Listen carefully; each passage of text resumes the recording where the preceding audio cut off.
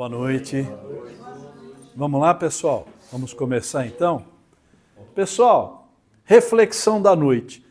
A reflexão da noite é uma frase de Jesus, é uma frase que a gente fala toda noite aqui. Toda noite, quando a gente começa o nosso trabalho de segunda-feira, não é toda noite, toda segunda-feira. Peçam e será dado. Busquem e encontrarão. Batam e a porta será aberta. Pois todo o que pede, recebe. O que busca, encontra. E aquele que bate, a porta será aberta. Essa passagem de Jesus está lá em Mateus capítulo 7, versículo 7 a 8. E ela, muitas vezes, ela é mal compreendida, né? Então as pessoas pouco espiritualizadas, muito materialistas, acabam entendendo da seguinte forma. E eu já vi palestrante falar isso em casa espírita. E já vi muitos religiosos falar em outros templos. É só você pedir que vai acontecer. Acontece, pessoal. Então, vamos entender. O que é que Jesus quis dizer com isso daqui? Qual é a lei que está se reportando? Qual das leis divinas que a gente já estudou que esse pensamento está reportando? Merecimento e trabalho. Trabalho. Se a gente pudesse traduzir o que Jesus quis dizer o seguinte: a todo trabalho, a todo esforço corresponde um resultado. Tudo bem? Para que a gente possa, como a gente fala aqui, todo começo do trabalho, orientado pela espiritualidade, para que a gente possa receber bons fluidos, é preciso que a gente peça o auxílio. Tudo bem? Mas, Paulo, e se eu não pedir o auxílio? Eu sento aqui na casa espírita, eu sento lá na igreja, eu sento lá na mesquita, eu ajoelho lá na mesquita, eu vou lá na igreja evangélica, eu estou muito mal e ali vai se resolver tudo?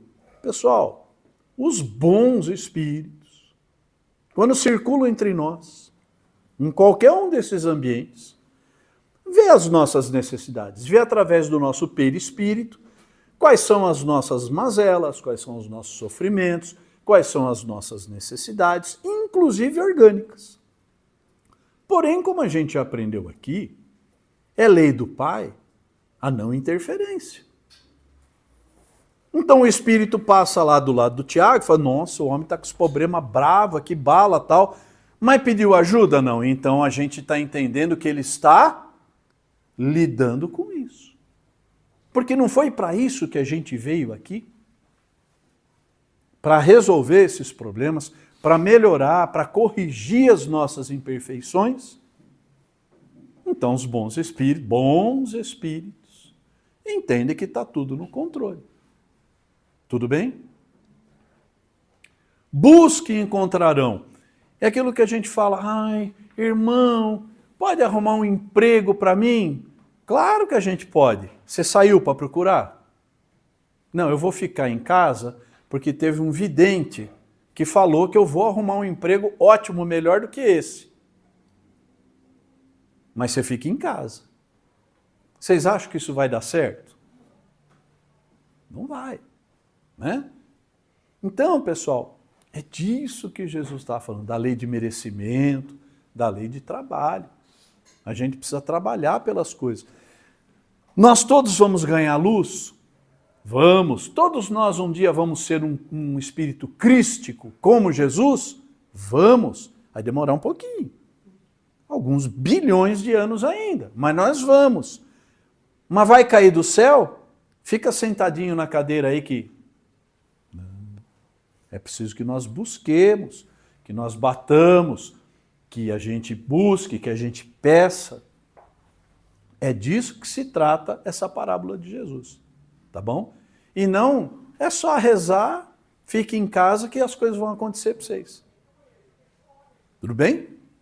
Até porque, gente, Jesus, o nosso Cristo planetário, em nenhum momento do Evangelho, ele não falou uma só mentira, uma só mazela.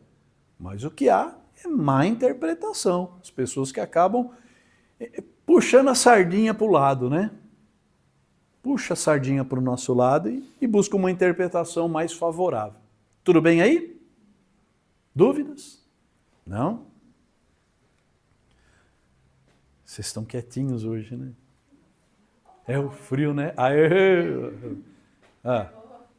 Vou perguntar uma coisa, não sei, não tem nada a ver, na verdade. Mas... Então não, então pergunta o que tem a ver. Não, mas tem a ver. Porque, por exemplo, no Antigo Testamento da Bíblia, tem diversas passagens que eu não consigo encontrar uma interpretação que faça sentido à luz do Espiritismo. Uhum. Então, essas palavras, elas devem ser consideradas ou tudo mesmo tem uma interpretação à luz do que a gente aprende aqui? Então vamos lá do que o mestre falou. Eu não vim para me opor à lei. Eu vim para realizá-la até o último iota, última letrinha, até o último pingo do i. Mas o que acontece é o seguinte, a gente já dissemos isso aqui, é sempre bom repetir. Nós precisamos ver as leis, os profetas, as escrituras. Primeiro, se você buscar uma palestra muito interessante, recomendo a todos, do Haroldo Dutra Dias, que é um cara que estudou aramaico antigo, hebraico antigo, grego antigo, e foi buscar o que tinha de mais próximo das escrituras, para tentar fazer um evangelho segundo o Espiritismo ou dar uma interpretada. E ele aprendeu muita coisa da língua hebraica e da língua grega, e uma delas é até algo que a gente vai falar hoje na nossa questão. É a seguinte, o idioma hebraico antigo, ele era muito fundado em parábolas, em comparações. Tá? O Haroldo, ele comenta o seguinte, tem um salmo que eu acho lindo, tem até um canto-chão, tem um canto gregoriano com esse salmo, né? Que ele fala que a minha alma se engloria no Senhor. É um trecho do salmo. É lindo. Nossa, a minha alma ela se engloria no Senhor. E o Haroldo nos conta que a tradução dessa passagem do texto original, literal, sabe qual é? Meus dentes estão cheios de gordura. Isso não faz o menor sentido. Mas por quê? Então ele tem uma palestra muito interessante, onde ele mostra todo o contexto histórico da linguagem das tribos lá de Israel. Então, qual era a comparação que se dava? Com as coisas do dia a dia. Então, para eles, o dia de maior alegria, maior festa naquele deserto sem fim, era quando tinha um motivo e ele sacrificava algum animal e todo mundo comia. Qual era o momento de maior êxtase? Eu estou com a boca cheia de gordura. Então o significado é ótimo. Mas literalmente, e são várias as passagens. Ele comenta até que ele chegou a ver uma carta, né, um pergaminho muito antigo, que era o discurso do noivo para a noiva no dia do casamento. E o que ele fala? Ele compara ela a uma cabrita. Tem coisa mais maravilhosa para um pastor de 3.000 anos atrás do que uma cabrita? E, gente, então muita coisa do Velho Testamento vem nessa pegada. E com o passar dos tempos, as interpretações foram mal feitas, né? O que foi que já falaram da cabrita aí? Cabrita? Vamos ignorar, vamos voltar para a liturgia. Aí eu digo para vocês uma coisa que eu falei, acho que a semana passada ou retrasada. Nossos vídeos são eternos na internet, né? Aí eu falo assim, pessoal, quem não estudar a doutrina pode dar com os burros na água. Todo mundo aqui entendeu o que eu quis dizer? Daqui 500 anos alguém pega esse vídeo e vê. Fala, nossa, se os caras não estudassem, eles iam pegar o burro deles e ir para a água? Por quê? Como a gente vai ver na primeira questão, são imagens. Mas, Paulo, E há um outro detalhe, só concluir. Lá no Velho Testamento nós temos duas categorias de lei. Lei de Deus, qual é? A lei mosaica. Quem era Moisés? Cara que subiu lá no monte, Deus psicografou, foi a primeira psicografia para nós espíritas, né? Psicografou 10 leis, que são imutáveis, estão em vigor até hoje. Mas na época de Moisés, muita lei civil foi editada com base nisso. Entendeu? Para quem não entende muito, é mais ou menos igual, seria hoje a nossa Constituição e os demais códigos. Então a gente precisa tomar muito cuidado. Para Moisés, para poder dominar e reinar naquelas tribos, muita coisa foi para conta de Deus. Né? O Paulo quer que a partir de amanhã, vou dar só um exemplo, hein, por favor, não interprete errado. Olha, eu quero ver todo mundo aqui de camisa branca. Olha, meus irmãos, nós tivemos um trabalho mediúnico essa semana e a espiritualidade da casa falou que todo mundo deve vir de branco. Vocês acham realmente que a espiritualidade está preocupada se você está de branco, de roxo, de preto, de cor de abóbora? Mas é o que se fazia naqueles tempos. Mas então é difícil, né, interpretar esses montes de textos que são antiquíssimos, né, e encaixá-los para os dias de hoje, né? Muito difícil, muito difícil. Eu estava falando mais de uma passagem específica, agora eu não vou lembrar qual que era, Não é por alto? mas que falava que a vida é uma só, e quando morre, acaba. Basicamente, não morre e acaba, mas não teria reencarnação. E há uma passagem que ela é justificada por outras religiões, é uma passagem da Bíblia, que é justificada por outras religiões para dizer que a reencarnação não existe. Então, e aí eu fico pensando, qual é a interpretação diferente que eu poderia dar? Eu não consegui pensar numa interpretação que justificasse a reencarnação por essa passagem. a vida é uma só, a existência é eterna. A angélica só vai ter uma, mas o espírito da angélica é imortal.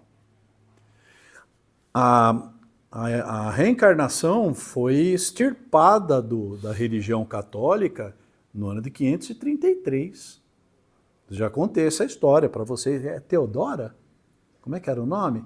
Teodora, uma imperatriz muito inteligente, muito sábia, governou junto com Constantino, acho que era Constantino. Ele fez assim inovações maravilhosas no Império Romano, onde a sede já não era mais em Roma, era lá em Constantinopla. Governavam toda uma vasta região. E ela era uma pessoa muito inteligente, só que havia um pequeno problema. Ela havia sido prostituta antes. E aí disseram que por causa disso ela ia ter problemas como imperatriz. O que ela fez? Mandou matar todas as colegas prostitutas da época para aquela vida dela pregressa desaparecer. E aí falaram para ela, agora que você matou 500 prostitutas, você vai ter que pagar tudo isso nas reencarnações. Ela convence o marido chama os 3 papas da época, eram 3, e fala, ou vocês acabam com a reencarnação agora, ou então mata todo mundo. E aí editaram uma encíclica em 533, onde a reencarnação não podia mais existir. Paulo, Né? deixa eu falar um negócio pra você. Isso é história, hein? Tá lá, fala, Zé. Eu também fiquei envolvido nesse negócio aí, você entendeu? Ah. Daí eu cheguei a uma conclusão, depois a minha. Se os caras fossem bons lá para trás, Jesus não precisava ter vindo. Então, né? Então eu vou seguir aquilo que Jesus ensinou para trás. Vamos esquecer, vamos. Isso aí. Muita coisa é confundida com lei de Deus, né? A lei de Italião, olho por olho, dente por dente. Quando foi que Deus falou olho por olho, dente por dente? É uma lei dos homens. Aí nego confunde e joga tudo na conta de Deus. Como fazem até hoje, né? pessoal vai deturpando e a gente vai engatinhando até hoje. Bom? Beleza? Vamos seguir? Então vamos lá, pessoal, vamos voltar para o nosso livro dos Espíritos, né? Só para lembrar, a gente falou na última aula sobre o 970, né? Falamos sobre o sofrimento dos espíritos inferiores.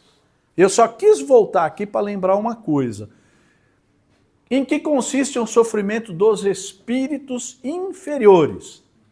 Olha, são variados de acordo com o grau de inferioridade, podem resumir-se assim: inveja pelo que eles poderiam ser felizes e não conseguem, verem a felicidade e não poderem alcançar, pesar, ciúme, raiva, desespero, motivados pelo que os impede de ser ditosos, remorsos, ansiedade moral indefinível, desejam todos os gostos e não os podem satisfazer. Tudo bem? Quem são esses espíritos inferiores? Era só para lembrar, gente. Somos nós, pessoal. Nós estamos nessa fase aqui. Tá bom? Vamos lá. Então vamos seguir. 971. É sempre boa a influência que os espíritos exercem um sobre os outros? Então, primeiro a gente já vê uma coisa. Há uma influência de espíritos uns sobre os outros. Porque ele já está partindo desse princípio. Não há uma hierarquia praticamente infinita entre os espíritos? Não há dois espíritos iguais? Há uma hierarquia. Alguns sempre são um pouco mais elevados que os outros e assim por diante. Então, há uma influência uns sobre os outros? Né? Lá atrás a gente viu que um espírito inferior não consegue se opor a um espírito superior. Por quê? Porque há uma ascendência moral. Moral. Há uma resistência moral de um espírito inferior para um superior? Não. Tá? E aí ele pergunta, e é sempre boa essa influência que um tem sobre os outros? Vocês acham?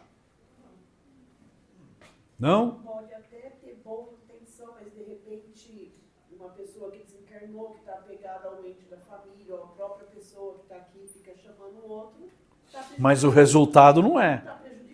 Então, essa é a pergunta. É sempre boa essa influência de um espírito sobre outro? Muito bom. Sempre boa, está claro, da parte dos bons espíritos. Pessoal, bons espíritos jamais infringem a lei, jamais constrangem outros espíritos, jamais interferem na vida dos encarnados, jamais se interpõem no livre-arbítrio dos encarnados. Vocês estão entendendo? Por que é interessante a gente entender esse princípio? Porque derruba um monte de misticismo por aí, gente. Um monte de cais. Então, desculpe, mas dá para um espírito trazer de volta o amor perdido em 3 dias? Por que que não dá? Primeiro, você perguntou para o amor se ele quer voltar? Segundo, pode um espírito bom interferir no livre-arbítrio de um espírito ou de um irmão? Quer ver mais? Vamos mais. Bons espíritos. Como é que se expulsam os espíritos inferiores? Não se expulsam os espíritos inferiores. Na presença dos espíritos bons, esses espíritos ou se retiram porque não suportam a presença moral, ou se redimem e são resgatados. Metade dos filmes de Hollywood foi para o ralo, não foi? Mas entra na nossa cabeça, tem criança que cresce com isso na cabeça e vira adulto com medo de noite. Olha como é que nós somos, não é? Os espíritos perversos, esses procuram desviar da senda do bem e do arrependimento os que lhes parecem suscetíveis de se deixarem levar. E que são muitas vezes os espíritos que eles mesmos arrastaram ao mal durante a vida.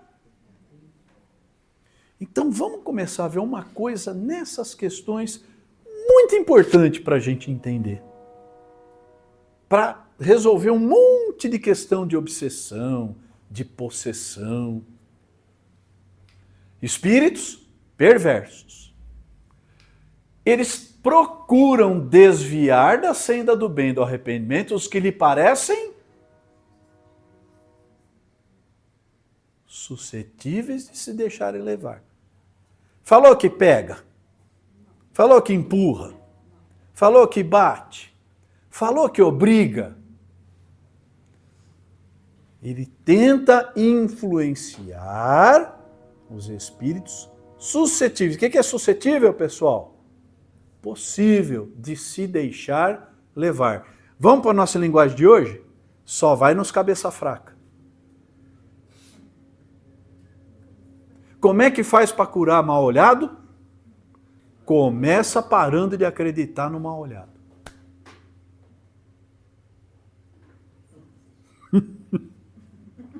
Eu só vejo o pessoal falando assim, viu? Falei para você. Né?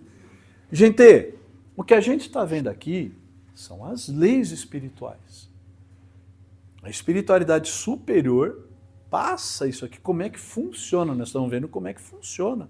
Ah, mas para uns espíritos que tem lá em casa não funciona. Vale para todos. E mais, vale para os perversos e vale para os bondosos.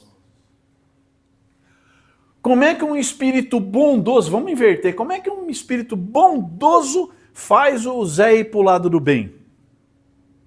Chuta ele? Obriga ele? Faz ele ficar doente se ele não vir na casa espírita? Nunca. Eles tentam influenciar. Que é o que os bons espíritos fazem nas nossas orelhas o dia todo, gente. Melhor não fazer isso. Se eu fosse você, eu não faria. Ah, eu faria o quê? Isso eu não faria. E de quem é sempre a última decisão? Nossa. Tudo bem? Então, para com esse negócio, com esse vitimismo de que nossa, fez isso porque ele estava possuído. Não, fez isso porque ele estava convencido a fazê-lo. E se ele foi convencido, é porque ele tem uma moral muito frágil, muito fraca. Tudo bem? Vamos seguir. Aí ele pergunta, assim, a morte não nos livra dessa tentação? Porque ele está perguntando como é que é lá no mundo espiritual. Falou, não só interfere, né? Pessoal, vou fazer um comentário aqui. Nós já dissemos isso. A erraticidade, o que é erraticidade? É o mundo espiritual, além da região umbralina, ou seja, o mundo espiritual, ele é mental. Ele é mental. Tudo bem? Tudo é trabalhado aqui. Se os espíritos são convencidos que continuam escravos lá, eles continuam escravos lá. Se esses espíritos estão convencidos que continuam sendo espancados, eles continuam sendo espancados. Como se isso fosse verdade, fosse físico, fosse concreto. Legal? E é tudo mental. Conosco é a mesma coisa. Põe uma coisa na cabeça. Um espírito não tem a capacidade de pegar o meu braço e bater na cara dela. Ai, Paulo, nem fala isso que vai. Não tem. O processo não é esse. Porque se assim fosse, pessoal, põe na cabeça, se assim fosse, isso aqui era uma luta de ringue de boxe. Tá, todo mundo aqui se estapeando. Nós estamos rodeados de espíritos. Estamos cercados de espíritos infelizes que estão aqui para aprender, para assistir. Temos os bons, temos um monte. Então essa influência, pessoal, é desculpa de quem tem a moral fraca. É história de Hollywood. E pega na gente, hein? Pega na gente. Muita gente já chegou nessa casa se arrastando, acreditando num monte de mentiras. E é isso que esses espíritos querem. Que quanto mais acredita, mais eu domino. Tudo bem? Não é assim que funciona. Assim a morte não nos livra da tentação? Não. Mas a ação dos maus espíritos é sempre menor sobre os outros espíritos do que sobre os homens, porque lhes falta o auxílio das paixões materiais. Olha que comparação que ele deu. Para um espírito infeliz influenciar outro espírito é mais difícil. Por quê? Porque eles estão todos lá na erraticidade. Mas para um espírito infeliz desse influenciar a nós que estamos na matéria é mais fácil. Por quê? Porque nós ainda temos as paixões da matéria, as tentações da matéria.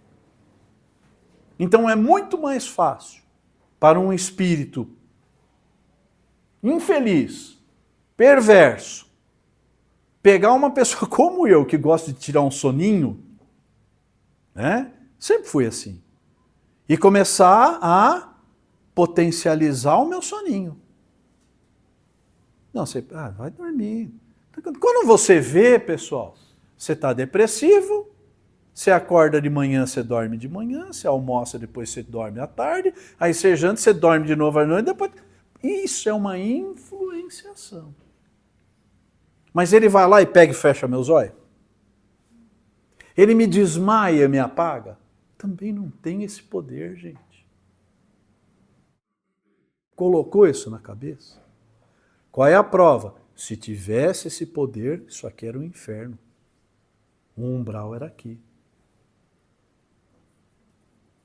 Tudo bem? Vamos seguir. 972. Como procedem os maus espíritos para tentar os outros espíritos, não podendo jogar com as paixões? Ou seja, se lá na erraticidade não tem a ganância, não tem a preguiça, não tem uma série de vícios que fazem com que as energias sejam de uma vibração mais densa, essa é a pergunta Kardec. Então como é que eles fazem? Mas os espíritos que estão em perturbação, estão perdidos, que ainda estão muito presos na matéria, não sofrem essas mesmas paixões? Sofrem, então. É isso que nós vamos ver. Como é que eles fazem para esses... Por que esses espíritos na perturbação ainda se apegam? Porque eles acham que eles estão aqui ainda, né? Por que um espírito usuário de droga, quando encarnado, desencarna e continua viciado? Para nós que tivemos uma formação, né? Morreu, acabou. Nananina. Aonde isso está plantado? Na mente dele. Na mente. Qual é o processo de desintoxicação de um usuário de droga? São dois, né? É o orgânico, que é fácil. Pessoal, desintoxicar um usuário de droga, qualquer que seja, é fácil. Interna, medicação, tranca o cara, em 30, 40 dias ele está desintoxicado. Onde que está o problema?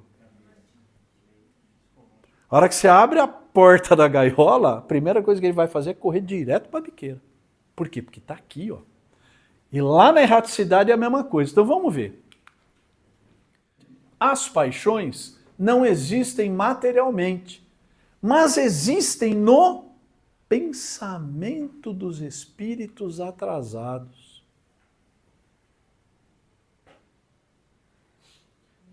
Deu para entender? Os maus espíritos perversos estão querendo influenciar os bons, os bobinhos, dão pasto a esses pensamentos. O que quer dizer? Eles dão corda. Como eu falo aqui, joga gasolina no palito de fósforo. Põe lenha na fogueira. Acabou de desencarnar, chegou na erraticidade. Está perdido, foi para uma região umbralina, por quê? Porque não acreditava em nada, não tinha fé em nada. E a sua forma de pensar o levou aonde?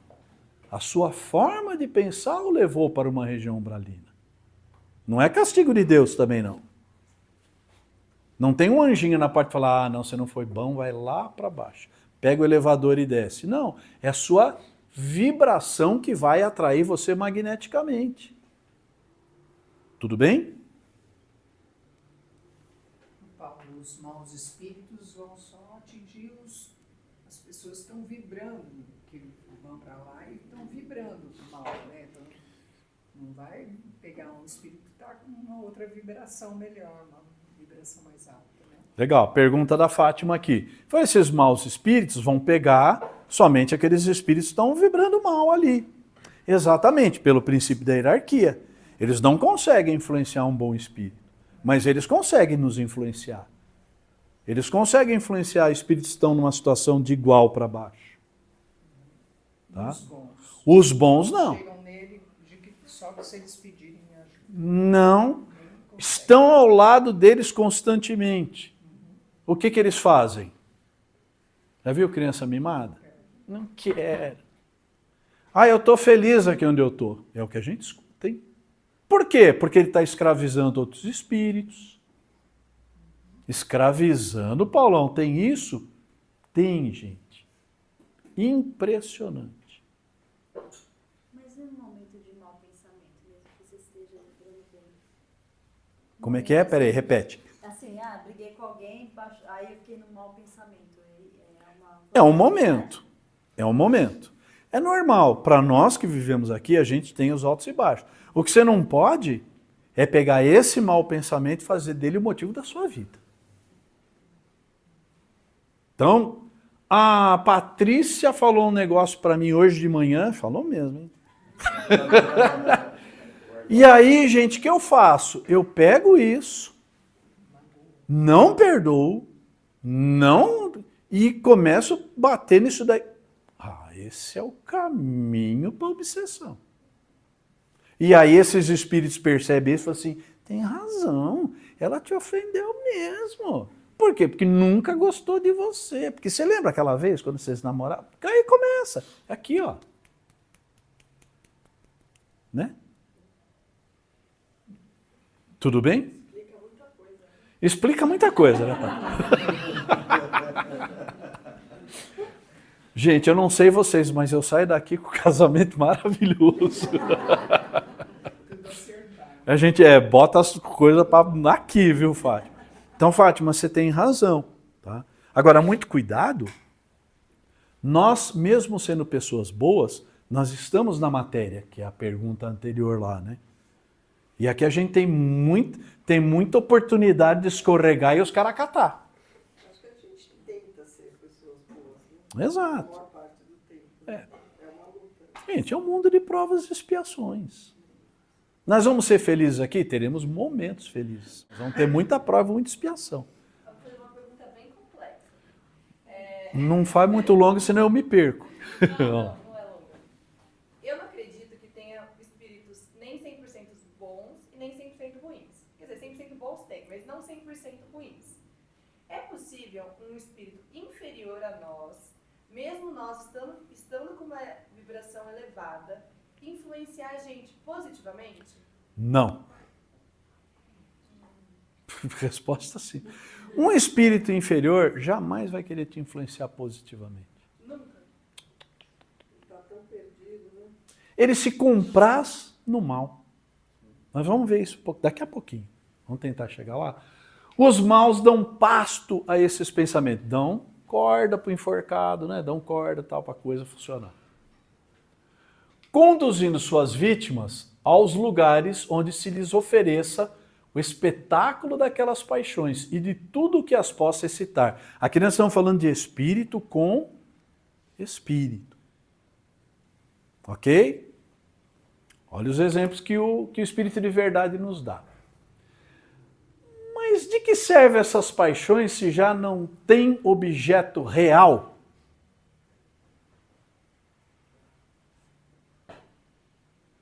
Já que não tem matéria, para que servem essas paixões para os espíritos? Acabamos de falar aqui, tá? O cara não tem mais corpo. O corpo dele já se desfez. Aquela drogadição do álcool, do crack, se desfez com o organismo. A química se desfez. Mas está aqui. Ele está convencido. Pessoal, vamos no exemplo bobo. Não tem gente aqui convencida de que o mal olhado funciona? Convencida. E não há o que você fale. Beleza? Nisso precisamente é que lhes está o suplício.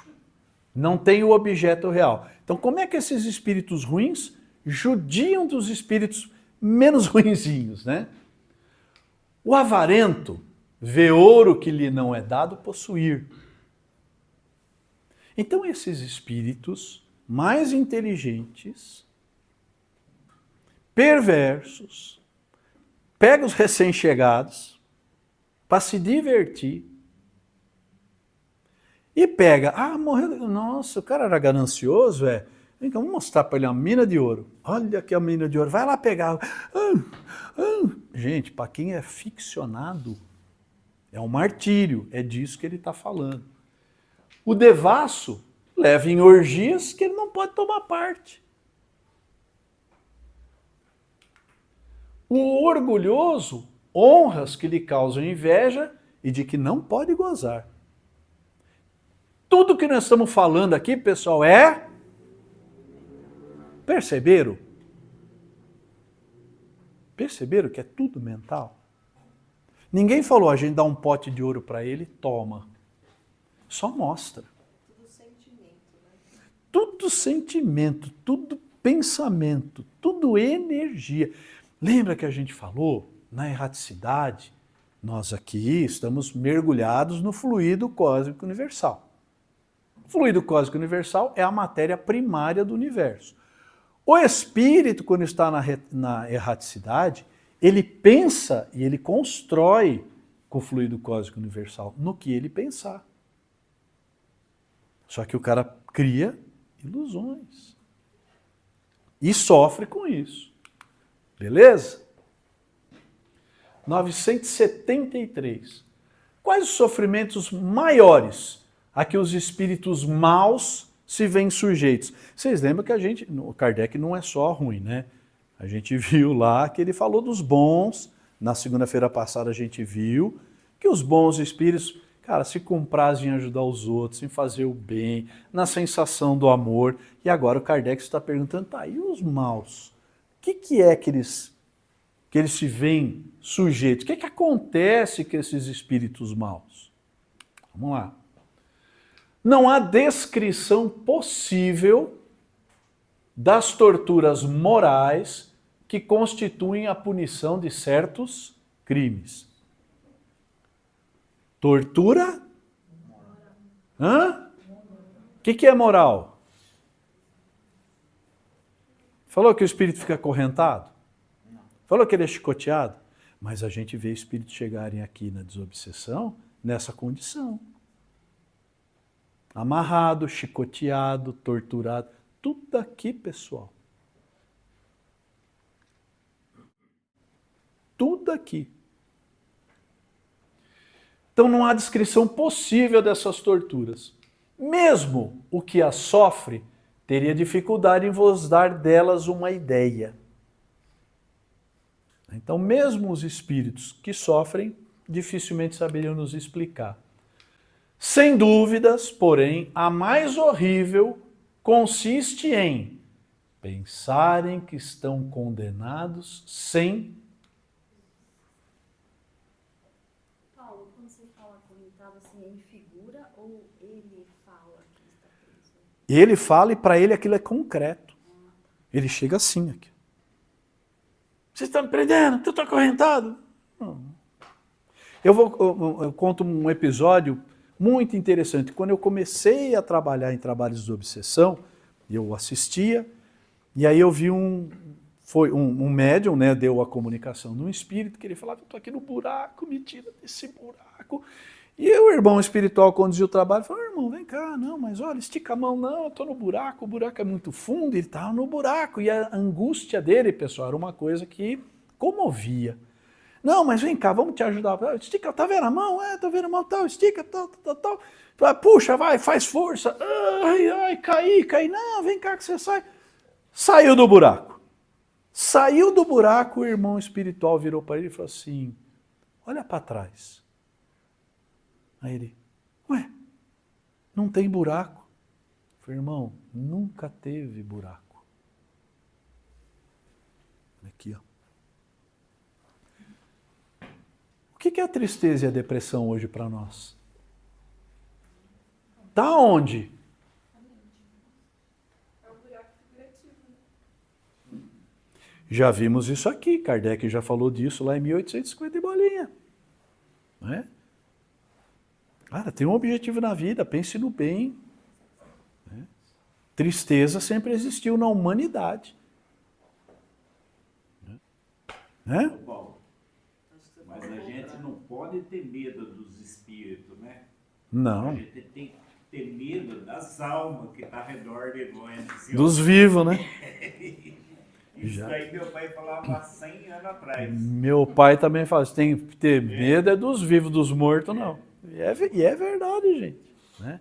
Mas é lógico, quem está em tratamento, siga o tratamento. Mas tenta entender espiritualmente o que está faltando, moralmente na sua vida o que está difícil. Né? Essa é a minha opinião, não é a opinião da doutrina. Tá? Vigiar o pensamento também, né? Exato. Porque a doutrina, né? É. A sintonia, que nem o rádio. Isso, como a gente está falando aqui, ó, os maus espíritos veem a pessoa depressiva, fazem o quê? Nada de braçada. Induz ao suicídio? Induz ao suicídio. Induz a fazer bobagem? Induz a ficar pior? Induz a ficar pior. Mas é o que a Andréa falou, é orar e vigiar. Orar e vigiar. A culpa é do espírito?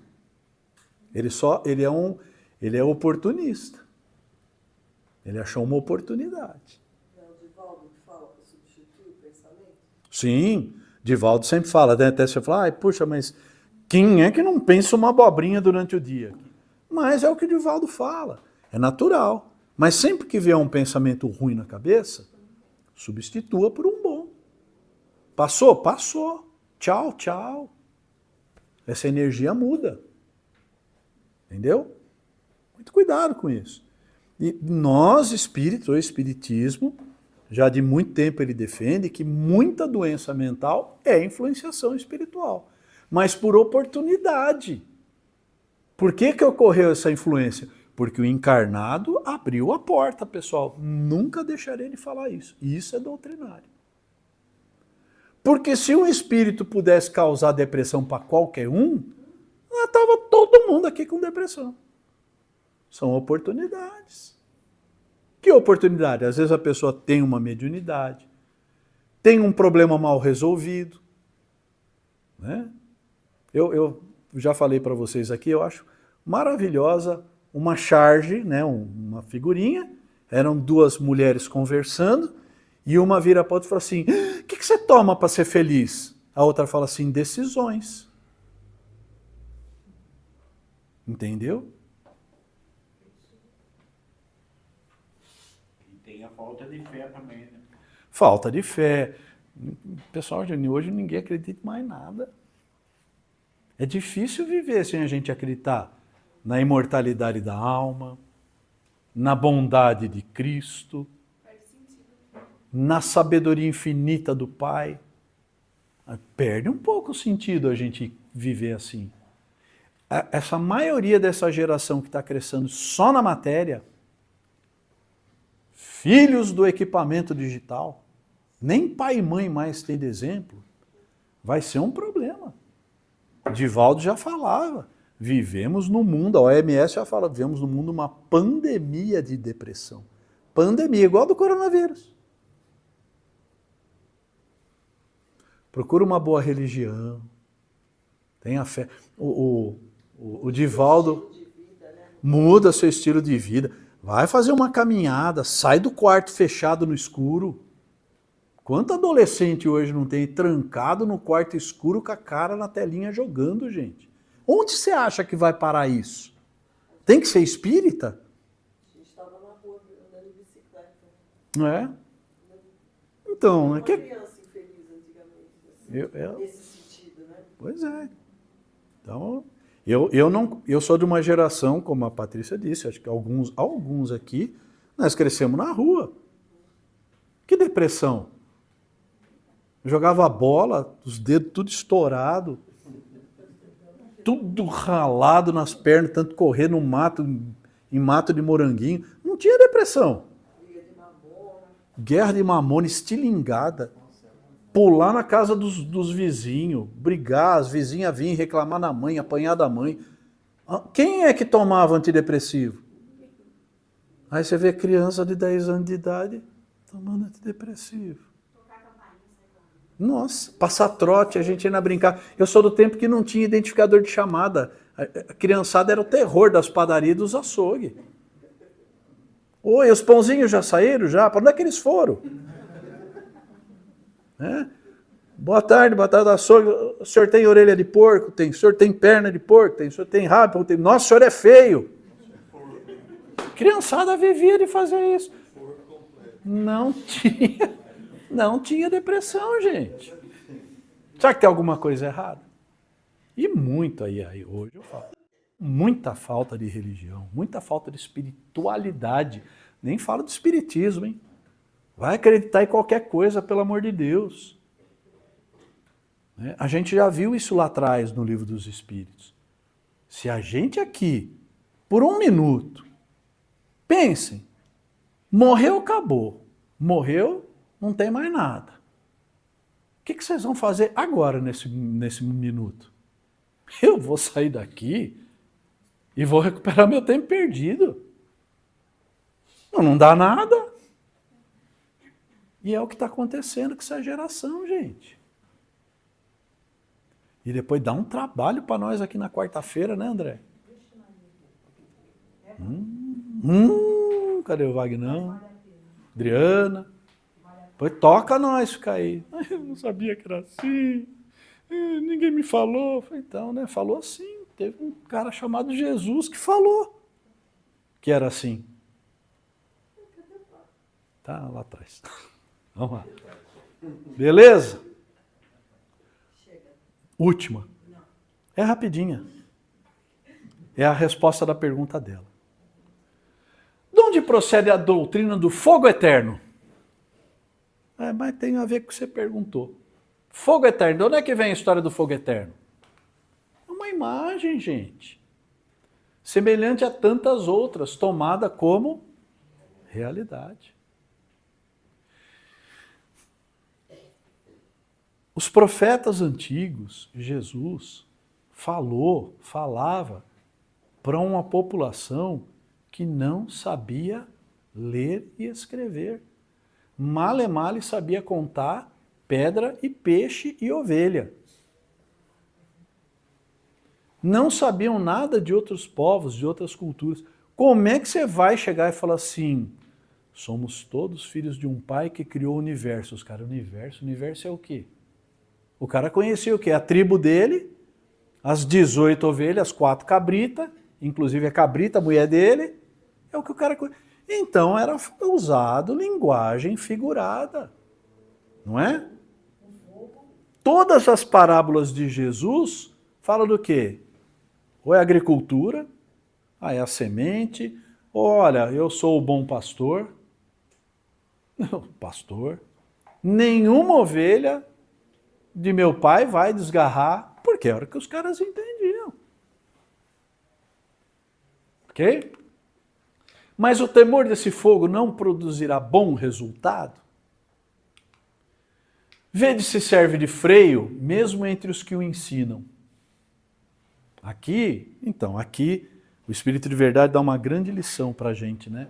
Ele fala, ó, uma mentirinha para assustar os caras não é bom? Vê se serve de freio mesmo entre os que os ensinam. Não segura ninguém. E aí ele fala, se ensinardes coisas que mais tarde a razão vem a repelir, ou seja, você contar uma mentirinha aqui, que lá na frente vai ser desnudada, vai ser apresentada como mentira, causareis uma impressão que não será duradoura e nem salutar. Tudo bem? Para a gente acabar aí. Alguma dúvida, pessoal? Alguma pergunta? Comparação. Vamos lá, Fer. Quando você começou essa pergunta, contar história é inerente ao ser humano. Se a gente pensar no tempo das cavernas, os ensinamentos, algum mais velho, ancião, ia falar e os outros ouviam, né?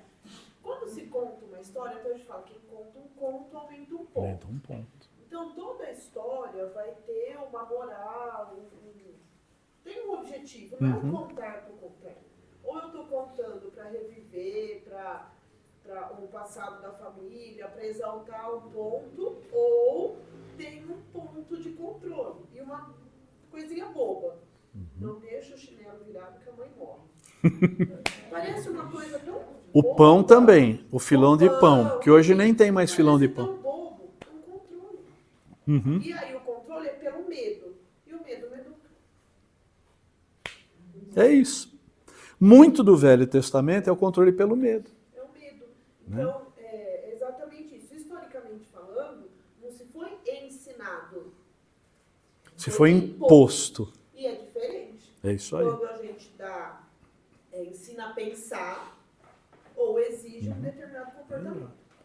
Tem uma frase de um comunicador, um filósofo espanhol, que eu acho muito interessante. Ele fala assim, entre o que eu penso em dizer e o que eu digo, entre o que eu digo e o que você ouve, entre o que você ouve e o que você entende, existe uma longa distância. É isso, né? Tudo bem, pessoal? Então, muito obrigado a todos. Até segunda-feira que vem. Boa noite. Essas coisas.